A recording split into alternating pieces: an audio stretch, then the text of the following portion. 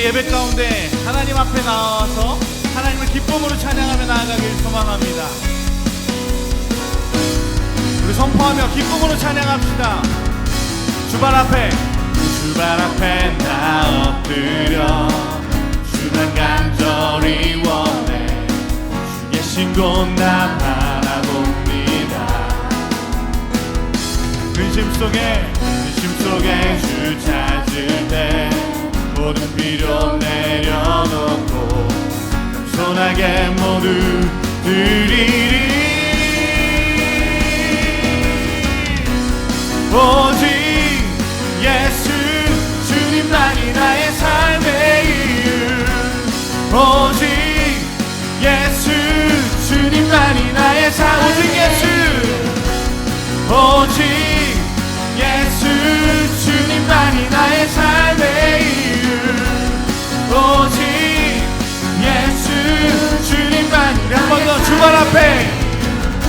앞에 나 엎드려 주만 간절히 원해 주 계신 곳 나 바라봅니다.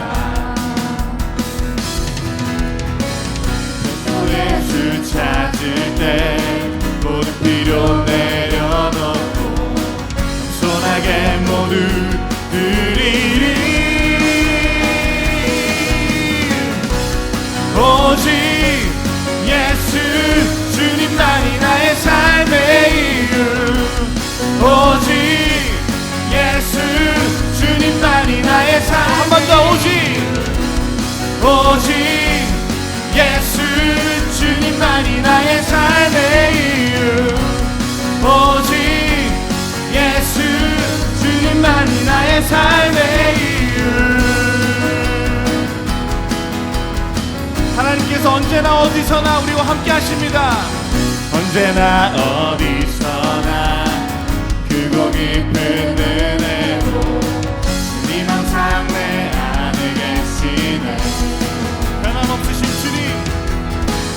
변함없으신 주님 어제 오늘 영원히 열같이 함께 하시네. 오직 예수 주님만이 나의 삶의 이유. 오직 예수 주님만이 나의 삶의 이유. 한 번 더. 오직 예수 주님만이 나의 삶의 이유. 오직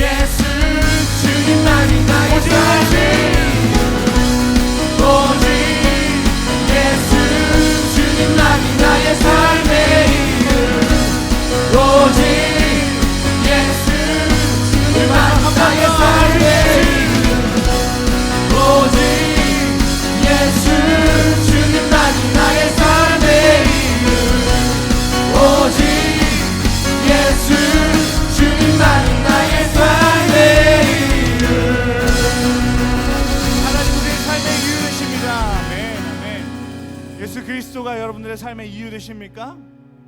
아멘. 예수 그리스도께서 우리의 삶의 이유 되십니다. 그리고 예수 그리스도께서 우리와 늘 항상 함께하고 계십니다.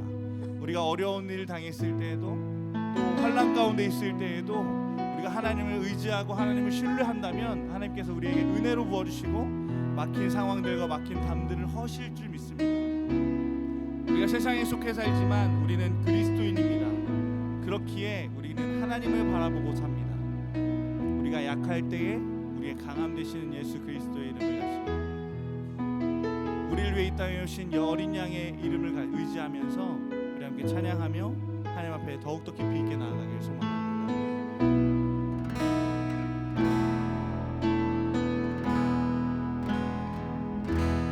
약할 때 강함 되시네 나의 보배가 되신 주 나의 모든 것 주 안에 있는 보물을 나는 포기할 수 없네 주 나의 모든 것 예수 어린 양 존귀한 이름 예수 어린 양 존귀한 이름 약할 때 강함 되시네 나의 보배가 되신 주 나의 모든 것 주 안에 있는 보물을 나는 포기할 수 없네 주 나의 모든 것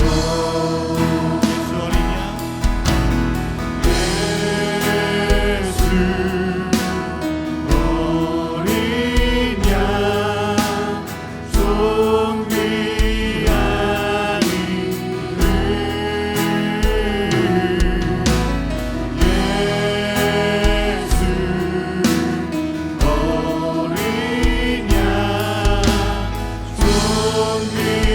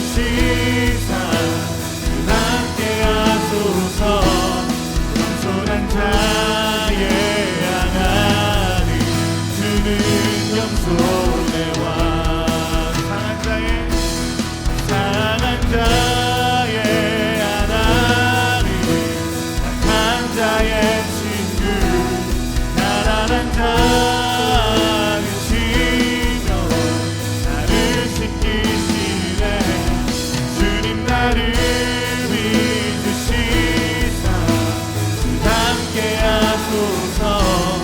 겸손한 자의 하나님 주는 겸손의 왕. 요즘 낯선 찬양이겠지만 우리 함께 가사를 생각하며 나누기 원합니다. 주 발 앞에 무릎 꿇게 하사 주님의 겸손한 보이소서. 성령이여 나를 이끄소서. 겸손한 사랑의 마음으로 주 발 앞에 무릎 꿇게 하사 주님의 겸손한 보이소서. 성령이여 나를 이끄소서. 겸손한 사랑의 마음으로 상한 자의 하나님, 상한 자의 하나님, 약한 자의 친구, 가난한 자이시며 나를 지키시네. 주님 나를 믿으시사 주답게 하소서. 겸손한 자의 하나님 주님 우리의 문제 가운데 오십니다. 상한 자의 하나님, 약한 자의 친구, 자으시며 나를 지키시네. 주님 나를 믿으시사 주답게 하소서. 겸손한 자의 하나님 우리 한 번 더 상한 자의 하나님, 상한 자의 하나님, 약한 자의 친구, 나르시며 나를 지키시네. 나를 믿으시사 주답게 하소서. 겸손한 자의 하나님 주는 겸손의 왕. 예수 어린 양, 예수 어린 양, 존귀한 이름. 예수 어린 양, 존귀한 이름. 예수 어린 양, 예수 어린 양, 존귀한 이름.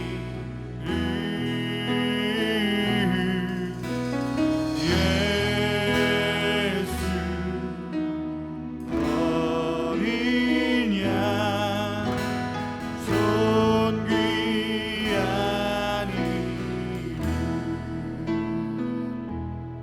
약할 때 강함 되시는 하나님, 상한 우리의 심령을 만지시는 하나님, 약한 자의 친구 되시는 하나님, 우리가 하나님 앞에 겸손하게 무릎 꿇고 나옵니다.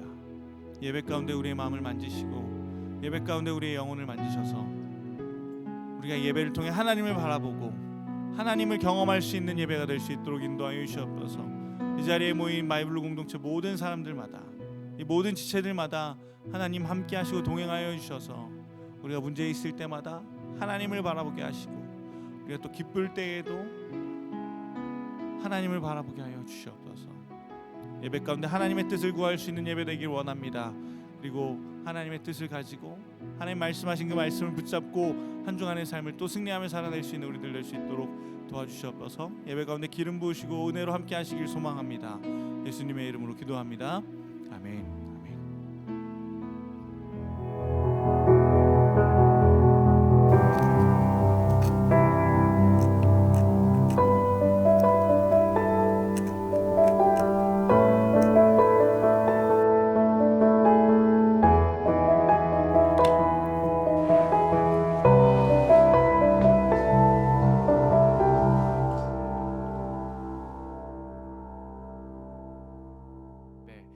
같은 하나님께서 주시는 말씀 우리가 기대하는 마음으로 함께 말씀 나누기 원합니다.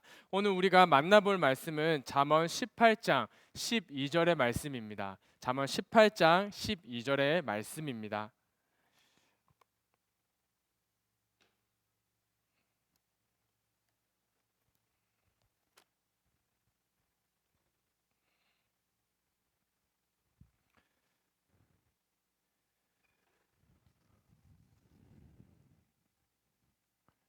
네, 함께 찾은 줄로 알고 우리가 한 목소리로 읽도록 하겠습니다. 하나, 둘, 셋.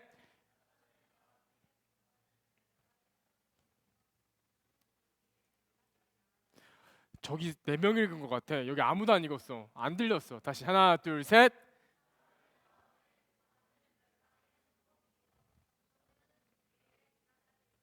아멘. 먼저 여러분들에게 좀 소식을 전합니다.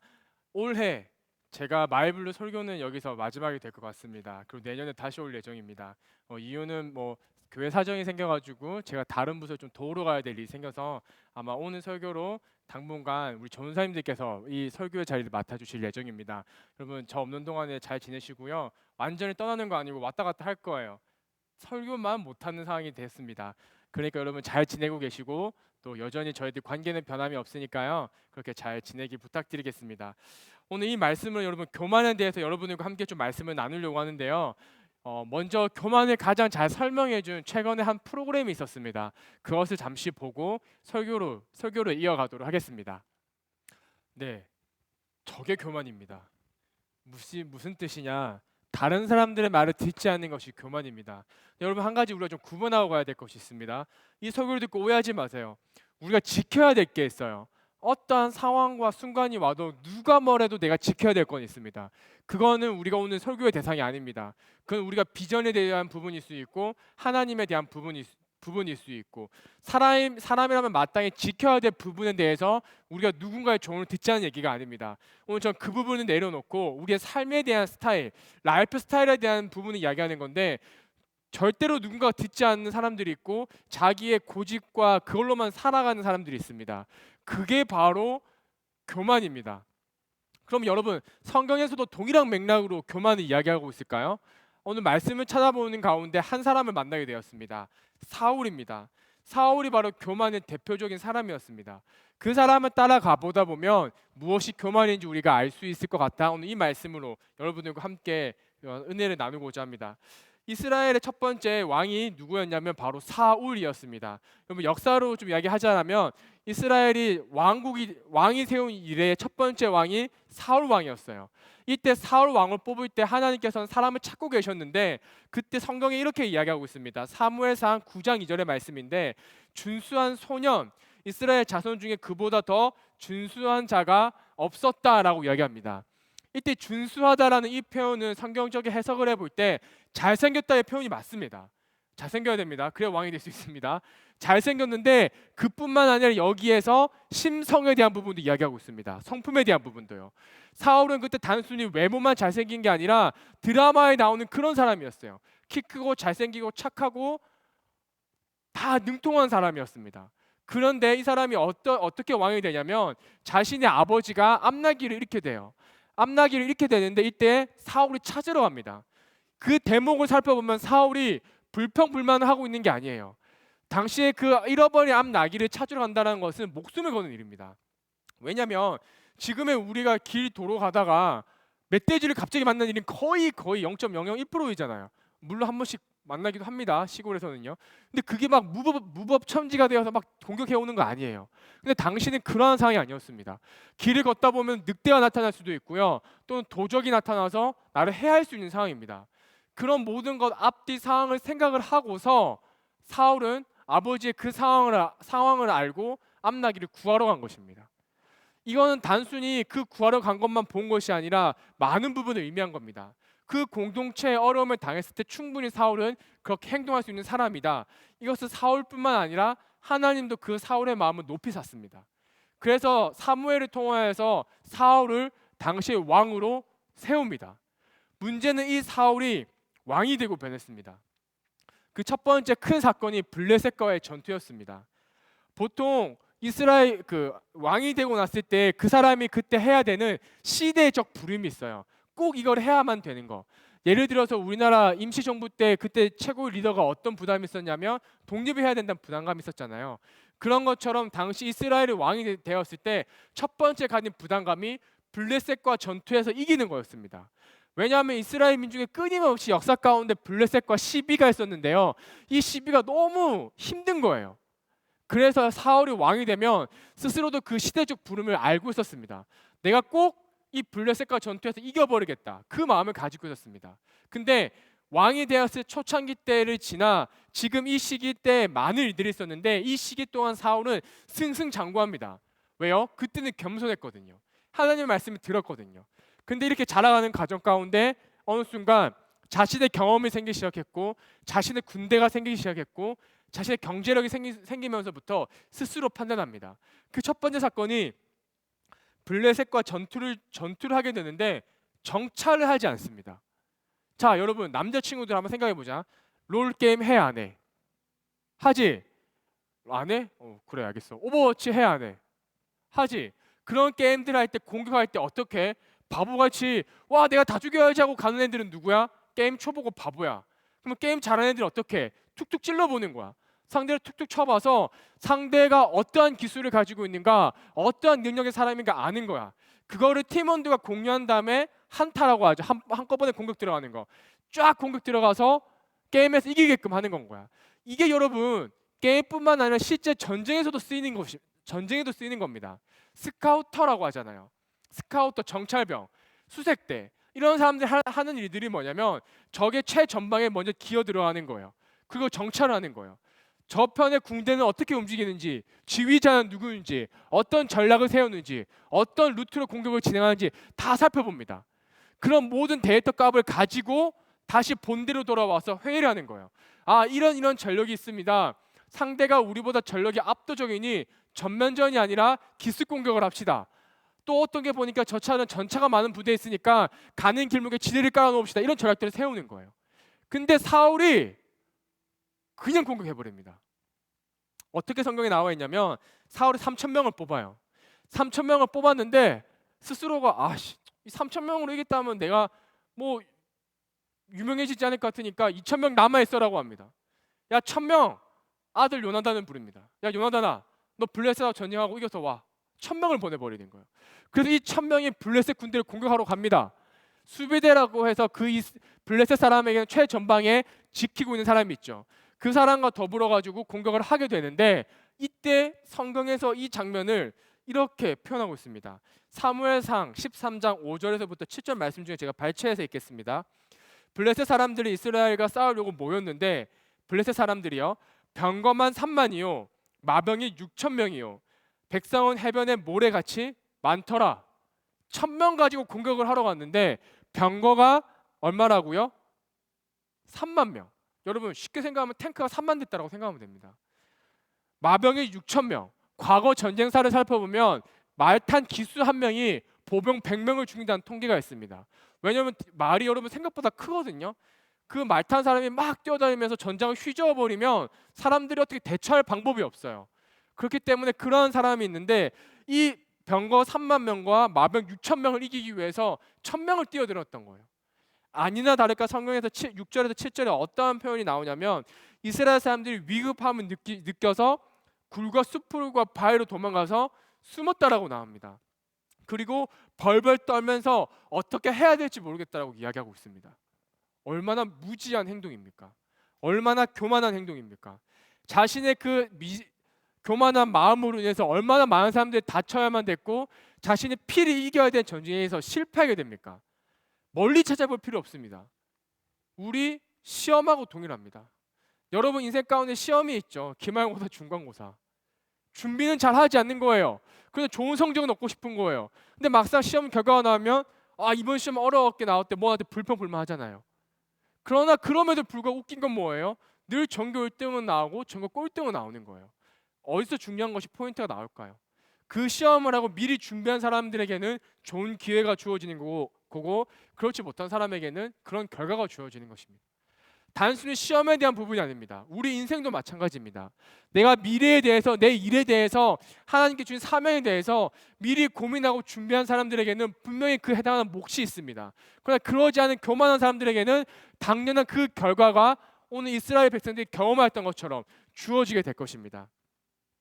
그뿐만 아니라 이 사건으로 인해서 사울은 두 번째 교만한 모습을 보입니다. 이스라엘 전쟁이 질 것 같은 거예요.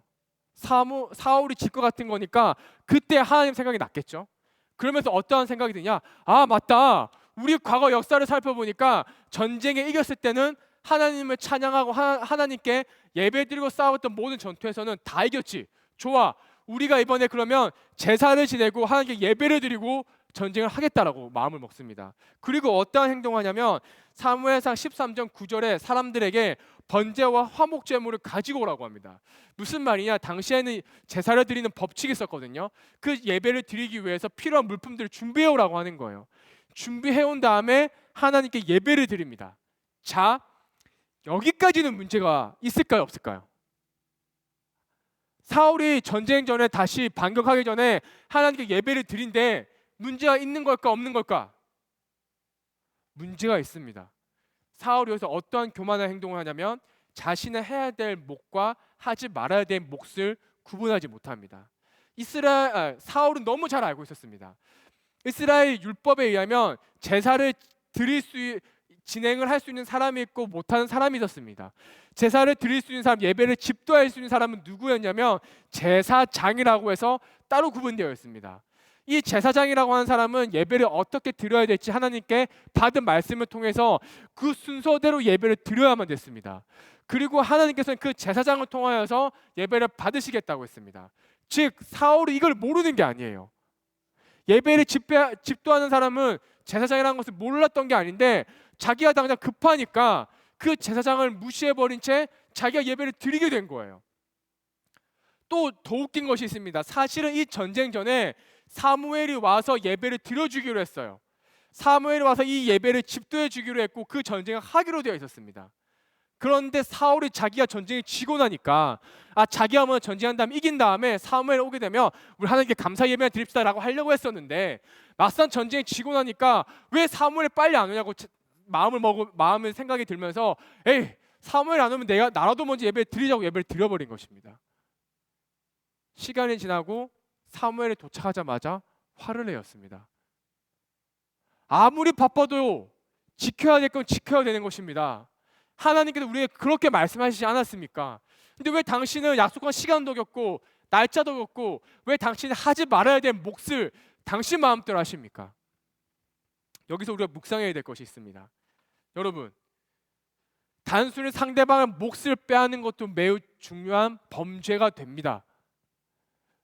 말씀에 나온 대로 이해하면 예를 들면 저한테는 그런 거예요. 목사는 목사가 해야 될 몫이 있는 거예요.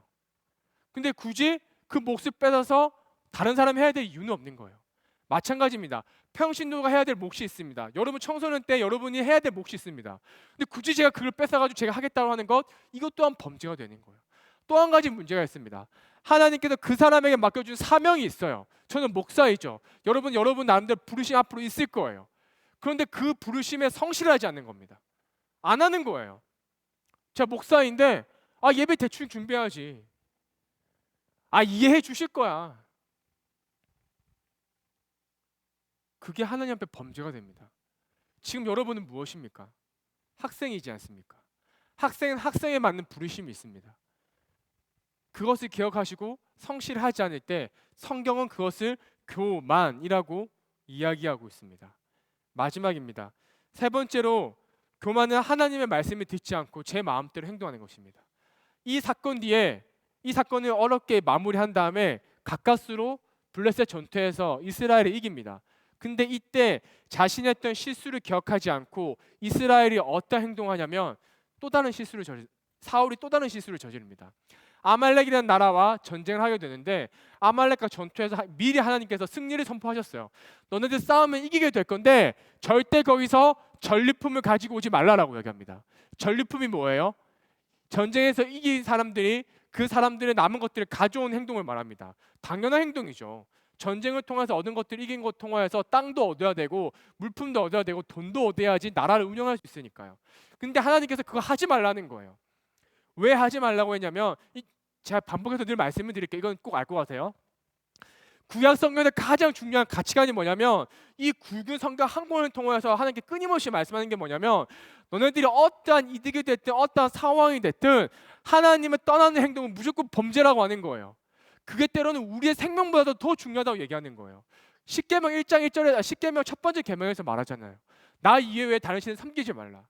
바로 전리품을 가져온다라고 하는 것은 자칫하다가 우상을 가져올 수 있는 거예요. 당시에 종교 문화는 목사님 뭐라고 얘기했죠? 종교라고 얘기했어요. 전리품에 보면 조각상에 보면 물건에 보면 다 그게 포함이 되어 있어요. 그래서 하나님께서 이걸 아셨다 하나님께서는 너네 그 절대 가지고 오지 마라고 이야기하는데 사울이 막상 전쟁이 이기고 나니까 좋은 것들이 눈에 들어오는 거예요. 야 이거 버리기 아까운데? 야 이게 돈이 얼마짜린데?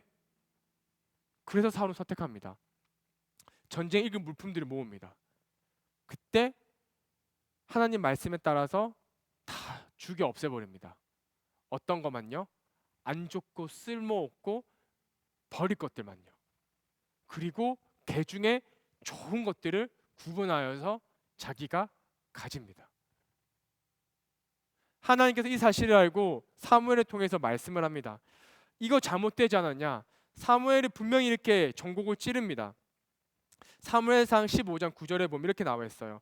사울과 백성이 아각과 그의 양과 소의 가장 좋은 것 또는 기름진 것과 어린 양과 모든 좋은 것을 남기고 진멸하기를 즐겨 아니하고 가치 없고 하찮은 것은 진멸하니라. 11절입니다.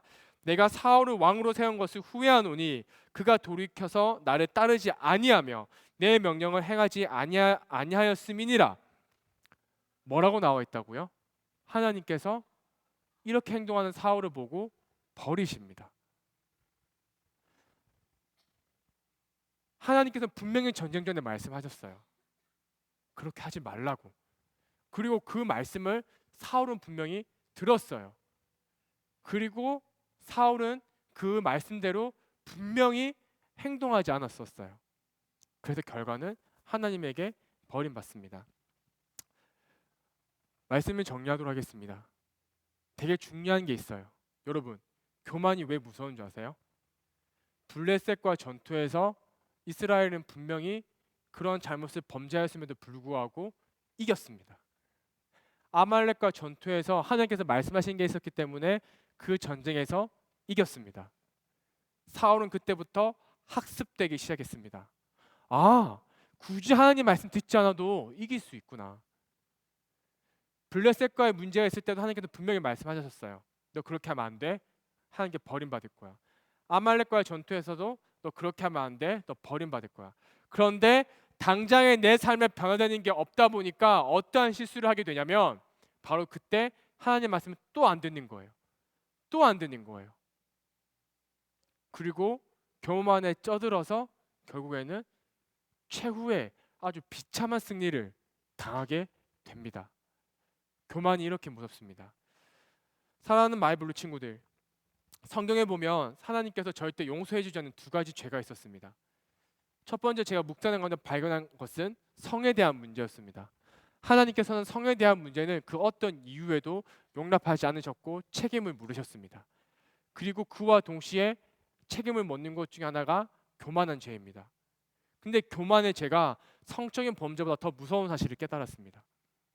성적인 문제는요, 내가 그 범죄를 저지르자마자 알 수 있는 루트가 여러 가지들이 있습니다.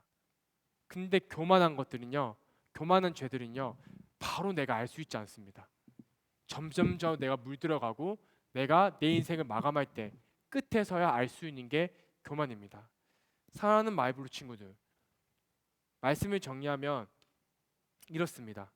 성경에서 말하는 교만은 무엇이었냐면 남의 말을 듣지 않는 게 아니라 정확히 말해서 하나님의 말씀을 들으려고도 하지 않고 듣지도 않는 삶을 교만하다라고 이야기하고 있습니다.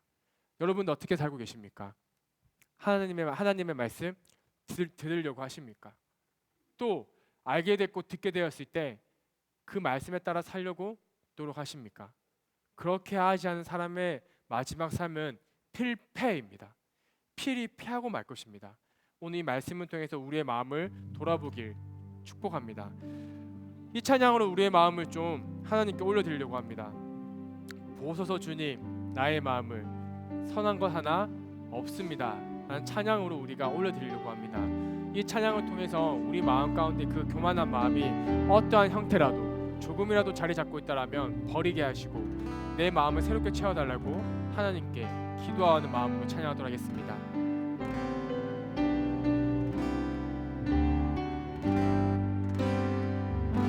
보소서 주님, 나의 마음을 선한 것 하나 없습니다. 선한 것 하나 없습니다. 그러나 내 모든 것 주께 드립니다. 사랑으로 안으시고 날 새롭게 하소서. 보소서 주님, 나의 마음을 선한 것 하나 없습니다. 선한 것 하나 없습니다.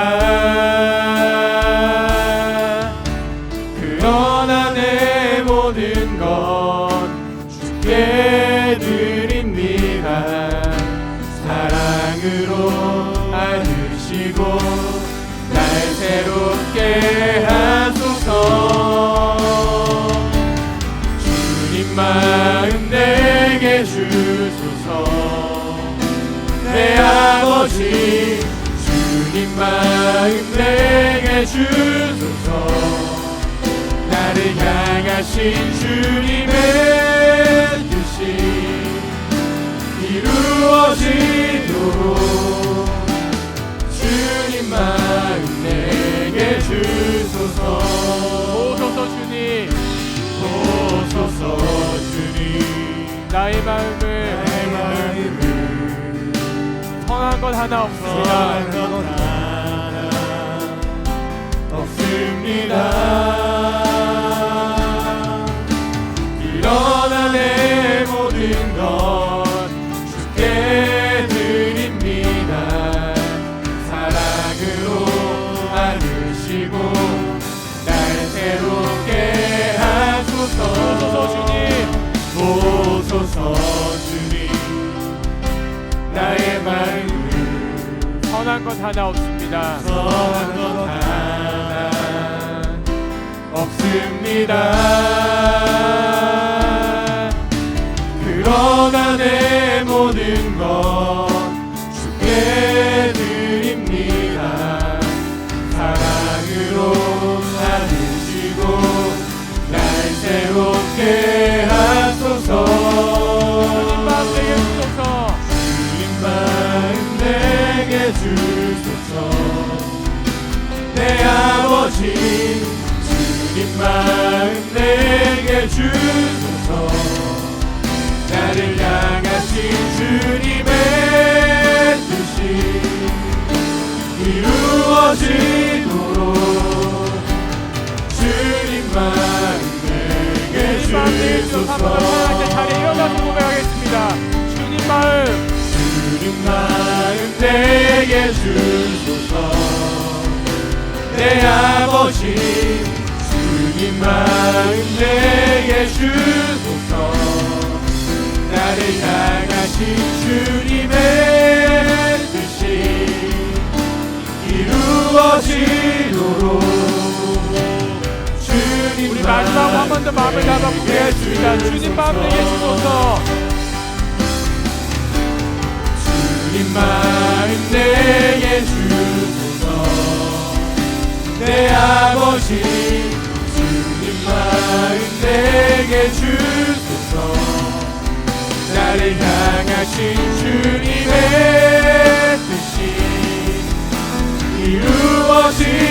이루어지도록 주님 마음 내게 주소서.